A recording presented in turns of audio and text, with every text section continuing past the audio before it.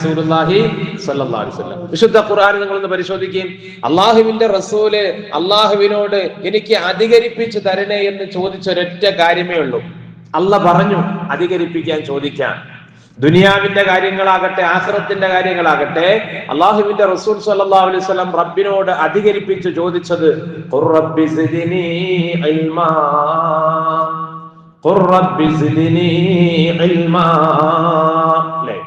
ദീന് ലോകത്ത് നിലനിൽക്കണമെങ്കിൽ ഇൽമ് വേണം. ദീന് ലോകത്ത് ഇല്ലാത്തത് എന്തുകൊണ്ട്, മനുഷ്യരിൽ ഇസ്ലാമിയത്ത് ഇല്ലാത്തത് കൊണ്ട് എന്തുകൊണ്ട് എന്ന് ചോദിച്ചാൽ അതിന്റെ അടിസ്ഥാന കാരണം എന്തില്ലാത്തത് കൊണ്ടാണ്? ഇൽമില്ലാത്തത് കൊണ്ടാണ്. അൽ ഇൽമു ഹയാത്തുൽ ഇസ്ലാം. ഇസ്ലാം എന്ന് പറയുന്ന ഈ ഒരു പരിശുദ്ധവും പരിപാവനവുമായ മതം ജീവനോടെ നിലനിൽക്കണമെങ്കിൽ അതിന്റെ അടിസ്ഥാന കാര്യം ഇൽമാണ്. ഇൽമില്ല എങ്കിൽ ലോകത്ത് ദീന് നിലനിൽക്കൂല. അതുകൊണ്ട് തന്നെ അല്ലാഹുവിന്റെ റസൂല് മുഹമ്മദ് മുസ്തഫ സല്ലല്ലാഹു അലൈഹി വസല്ലം തങ്ങളോട് അല്ലാഹ് പറഞ്ഞു, നബിയെ പറയണം റബ്ബിനോട് സിദ്നി ഇൽമാ, ഖുർ റബ്ബി സിദ്നി ഇൽമാ. ഖുർആൻ 6600 ചില്ലാനം ആയത്തൊന്ന് പരിശോധിച്ച് നോക്കി. ഇതുപോലത്തെ പ്രയോഗം അധികരിപ്പിച്ചു തരണേ എന്ന് മുത്തുനബി സല്ലല്ലാഹു അലൈഹി വസല്ലം തങ്ങൾ അല്ലാഹുവിന്റെ വിജ്ഞാനത്തിന്റെ എല്ലാ വഴികളും വാതിലുകളും ഹബീബിന് തുറന്നു കൊടുത്ത്, ഹബീബ് അറിഞ്ഞതിന്റെ ഒരു അംശം പോലും നമ്മൾ അറിഞ്ഞിട്ടില്ല. പക്ഷേ അല്ലാഹുവിന്റെ റസൂല് എത്ര അറിഞ്ഞെങ്കിലും വീണ്ടും റബ്ബിനോട് വിജ്ഞാനത്തിനോടുള്ള ദാഹം തീരാതെ, അതിനോടുള്ള അത്യാഗ്രഹം തീരാതെ പറഞ്ഞു, അല്ലാഹുവേ എനിക്ക് നീ ഇൽമ അധികരിപ്പിച്ചു തരേണമേ. ഒരു ആലിമിന് ഒരിക്കലും ഇൽമിനോടുള്ള പ്രേമം, അതിനോടുള്ള മടുപ്പൊരിക്കലും ഉണ്ടാവില്ല. മഹാനായ അലി റളിയല്ലാഹു തആല, ഞാൻ തൈമം പറഞ്ഞു വരാം ഇൻഷാ അല്ലാഹ്, തൈമത്തിലേക്ക് കടക്കാം. അതിന് എപ്പോഴും ഓർമ്മ വന്നത് നമ്മളാ ഇൽമുമായിട്ട് നമ്മളെ ഹൃദയത്തിന് എപ്പോഴും ഒരു ബന്ധം നമുക്ക് ഉണ്ടാകണം. അല്ലാഹു നൽകുമാറാകട്ടെ. മഹാനായ അലി റളിയല്ലാഹു തആല വചനം എനിക്ക് ഓർമ്മ വന്ന. അലി റളിയല്ലാഹു തആല നമുക്കറിയാം നബി സല്ലല്ലാഹു അലൈഹി വസല്ലം തങ്ങളുടെ മരുമകനാണ്, 4ാമത്തെ ഖലീഫയാണ്. ഫാത്തിമ ബീവി റളിയല്ലാഹു തആല അൻഹയുടെ വരനായിട്ട് അലി റളിയല്ലാഹു തആല അൻഹുവിനെ തെരഞ്ഞെടുക്കാനുള്ള ഒരൊറ്റ കാരണം, ആ കാലഘട്ടത്തിലുള്ള ഒരുപാട് പ്രമുഖരുടെ മക്കള്, ആ നാട്ടിലുള്ള വലിയ സമ്പന്നരുടെ കോടീശ്വരന്മാരുടെ കുടുംബങ്ങളിൽ നിന്ന് ഫാത്തിമ ബീവി റളിയല്ലാഹു തആല എനിക്ക് ആലോചന വന്നിട്ടുണ്ട്. പക്ഷെ നബി സല്ലല്ലാഹു അലൈഹി വസല്ലം തങ്ങൾ തിരഞ്ഞെടുത്തത് അലി റളിയല്ലാഹു തആലയെ. അലി റളിയല്ലാഹു തആല ആണെങ്കിലോ വെറും പട്ടിണിക്കാരനായിരുന്നു, ദരിദ്രനായിരുന്നു. ഫാത്തിമ ബീവി റളിയല്ലാഹു അൻഹയെ പോറ്റാനുള്ള, അവരെ കാര്യങ്ങൾ നോക്കാനുള്ള കഴിവൊന്നുമില്ലായിരുന്നു. പക്ഷേ തിരഞ്ഞെടുക്കാനുള്ള കാരണം എന്താ? അന മദീനത്തുൽ ഇൽമി വഅലിയും ബാബുഹാ.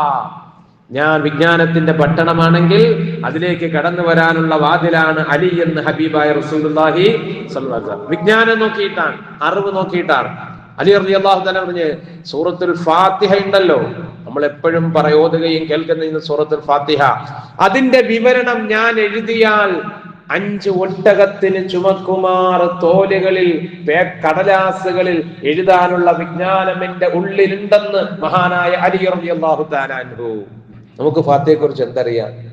ഫാത്തിഹയുടെ വിവരണം ഞാൻ എഴുതിയാൽ 5 ഒട്ടകത്തിന് ചുമക്കുന്ന വിധത്തിലുള്ള വിജ്ഞാനം ഞാൻ എഴുതാൻ കഴിയും. അത്രയും വലിയ അറിവിന്റെ നിറകുടമായിരുന്നു, ബഹറായിരുന്നു മഹാനായ അലി റളിയല്ലാഹു തആല. മഹാനകളുടെ ഒരു വചനമുണ്ട്, അദ്ദേഹം പറയുന്നു, ലാ യശ്ബഉ അർബഉ മിൻ അർബഅ. 4 കാര്യങ്ങളിൽ നിന്ന് 4 കാര്യങ്ങൾക്ക് വയറ് നിറയുകയില്ല. 4 സംഗതികൾ, ശ്രദ്ധിക്കണേ, 4 സംഗതികളിൽ നിന്ന് വയറ് നിറയുകയില്ല, മതി വരികയില്ല എന്ന് പറഞ്ഞാൽ, സാധാരണ നമുക്ക് പല ഘട്ടത്തിലും പലതിനോടും വലിയ അത്യാഗ്രഹം ഉണ്ടാവും, ആർത്തി ഉണ്ടാകും. പക്ഷെ അത് എപ്പോഴും നിലനിൽക്കില്ല. ഒരാൾ നല്ല വിശപ്പുണ്ട്, കഠിനമായ വിശപ്പുള്ള ഒരാളിന് നല്ല ഭക്ഷണം കിട്ടുമെന്ന് ആഗ്രഹിക്കും, മനുഷ്യ സഹജമാണ്. പക്ഷെ അവന് നല്ലൊരു ഭക്ഷണം കിട്ടി, നല്ലൊരു ബിരിയാണി കിട്ടി, അല്ലെങ്കിൽ വേറെ ഏതെങ്കിലും അവന് ഇഷ്ടപ്പെട്ട നല്ല ഭക്ഷണം കിട്ടി, അവൻ വയറ് നിറയെ അതങ്ങ് കഴിച്ചു. അതോടുകൂടി എന്തായി?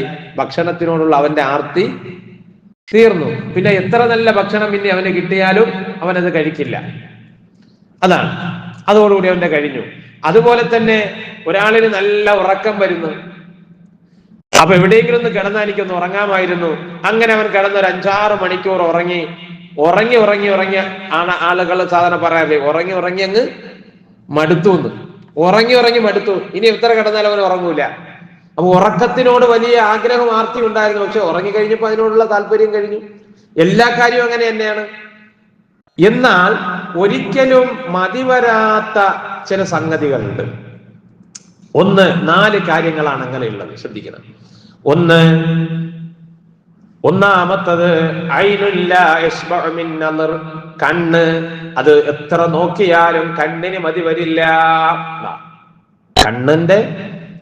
കണ്ണുകൊണ്ട് നമ്മൾ ദുനിയാവിന്റെ പ്രകൃതിയും ഇവിടത്തെ സൗന്ദര്യവും ഒരാള് നോക്കി, ഇനിയൊക്കെ ഇതൊക്കെ മതി, നോക്കിയത് മതി എന്ന് പറഞ്ഞ ആരെങ്കിലും പിന്നെ നോക്കാതിരിക്കോ? ഇല്ല. ഈ ടൂറിസ്റ്റ് രംഗം, നമ്മളെ കേരളം പോലെയുള്ള നമ്മളെ മനോഹരമായ സംസ്ഥാനങ്ങളിൽ ടൂറിസ്റ്റിനെ ടൂറിസം പ്രോത്സാഹിപ്പിക്കുന്നത് എന്തുകൊണ്ടാണ്? മനുഷ്യൻ ഓരോന്നും കാണാൻ, കൗതുകങ്ങൾ കാണാനുള്ള താല്പര്യമുള്ളത് കൊണ്ടാണ്. എത്ര കണ്ടാലും അവന് മതി വരില്ല. ഒരു പ്രദേശം കണ്ടാൽ അടുത്ത പ്രദേശം കാണണമെന്ന് ആഗ്രഹം.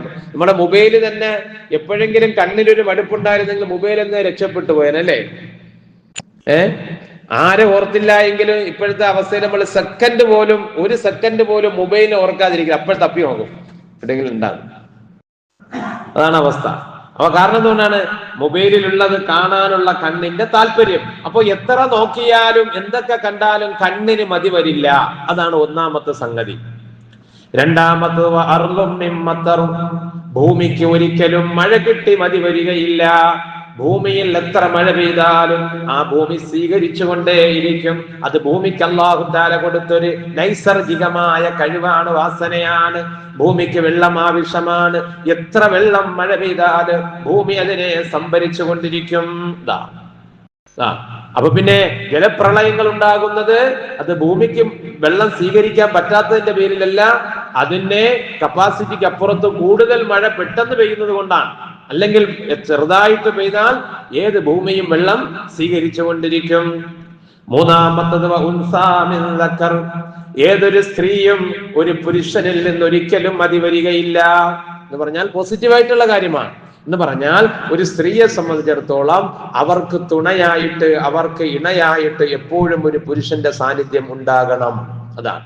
ഒരു പിതാവ് മരണപ്പെട്ടു പോയാൽ വേദനയാണ്, മക്കൾ മരണപ്പെട്ടു പോയാൽ വേദനയാണ്, സഹോദരങ്ങൾ വേർപെട്ടു പോയാൽ വേദനയാണ്. പക്ഷെ അതിനേക്കാളൊക്കെ ഒരു സ്ത്രീയെ സംബന്ധിച്ചിടത്തോളം വലിയ വേദന, അവർക്ക് നിരാശ, അവരുടെ പ്രിയതമൻ ഭർത്താവ് മരണപ്പെട്ടു പോകലാണ്.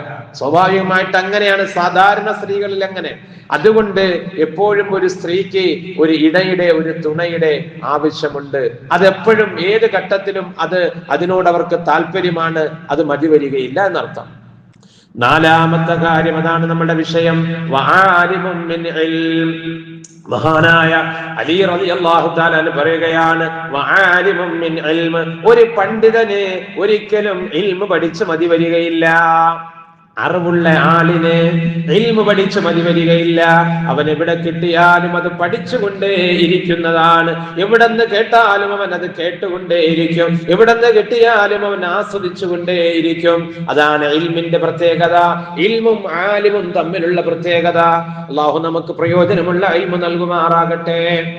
പറഞ്ഞു വന്നത്, ഏത് കാര്യവും നമ്മൾ പഠിക്കാൻ തയ്യാറാവണം. ഒരു മുസ്ലിമിന്റെ ഗുണമാണ്.